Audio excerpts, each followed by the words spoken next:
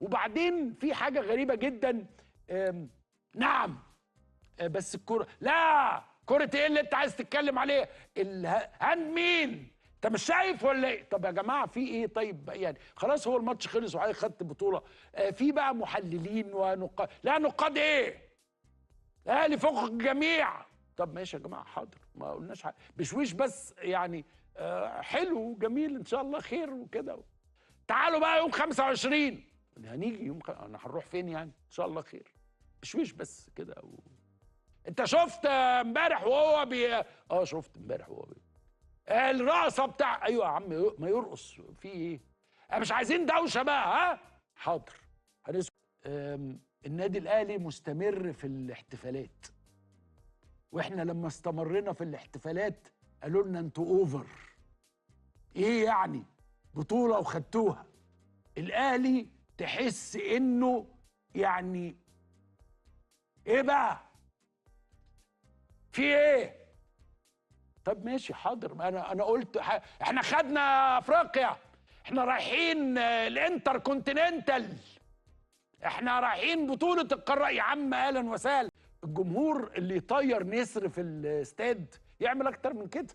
يعني انا عمري ما شفت في اي حاجة في اي ماتش حد يطير نسر، يعني يطير نسر كده وكلهم فطبعا قاعدين يعملوا كده من امبارح، والنسر طاير فوق الاستاد، ما اعرفش رجع ولا لسه. فعادي يعني، انا ما مش بقول لا سمح الله تقللوا الاحتفالات او كده، لا لا وكلا. انا بقول انه طبيعي لما انبسطنا انبسطنا، فحضراتكم تنبسطوا وتنبسطوا كده يعني. فوارد ان المواطن يسعد، افرح وانبسط وكل حاجه. عايزين يبقى عندنا روح رياضية يا جماعة، ونبارك كلنا لنادي الزمالك على المكسب النهاردة على الاتحاد السكندري. بدون مبروك لكل الزملكاوية. بس معلش هنطلع بره الماتش بتاعكم ده شوية وهتكلم في حاجة تانية.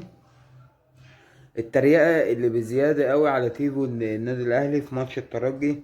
يا رجالة اهدوا بس كده وهدوا نفسكم. وعايز أقول لكم عن حاجة، إن الألتراس الأهلاوي مش مبقاش موجود. وصل لك؟ مبقاش موجود.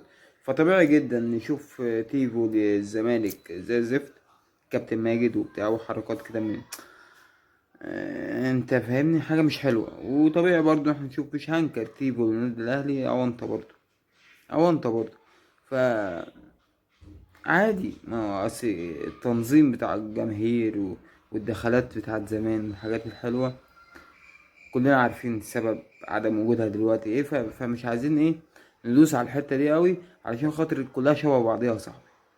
كلها شبه بعضيها والله. زي ما احنا عندنا مشاكل في القصة دي، في قصة الجمهور وتنظيمه والتيبو والدخلات والكلام ده، انتوا برضو عندكم مشاكل كلها شبه بعض والله. فبلاش بقى، انت فاهم، تلاقي احنا نسوانا مش حلو.